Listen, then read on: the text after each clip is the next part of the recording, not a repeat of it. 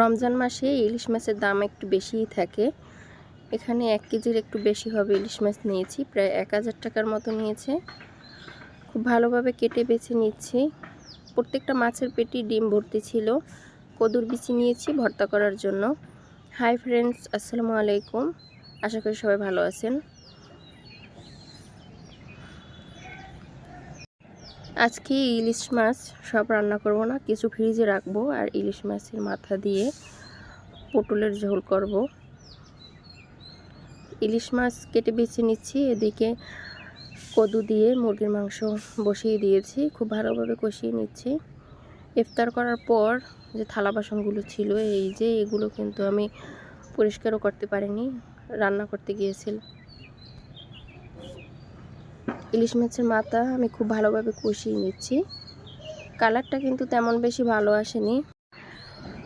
কালারটা ভালো না আসার কারণ আমি এখানে একদম সব কাঁচামরিচ দিয়ে রান্না করব, কোনো গুঁড়ো মরিচ ব্যবহার করব না। এই কারণে কাঁচামরিচ আর হলুদ দেওয়ার কারণে কিন্তু কালার তেমন ভালো আসেনি। কিন্তু ইলিশ মাছ শুধু কাঁচামরিচ এবং হলুদ দিয়ে রান্না করলে কিন্তু খেতে দারুণ মজা হয়। ইলিশ মাছের পেটের ভিতরে যে ডিম ছিল, ডিমগুলো তেলে একটু হলুদ মরিচ একটু নুন দিয়ে ভেজে আমরা খেয়েছি।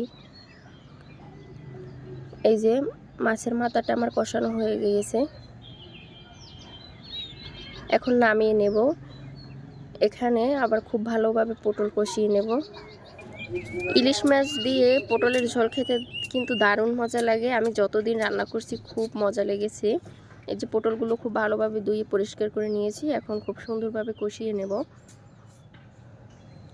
বিশেষ করে শুধু কাঁচামরিচ এবং একটু হলুদের গুঁড়ো দিয়ে রান্না করলে কিন্তু বেশ সুস্বাদু হয়।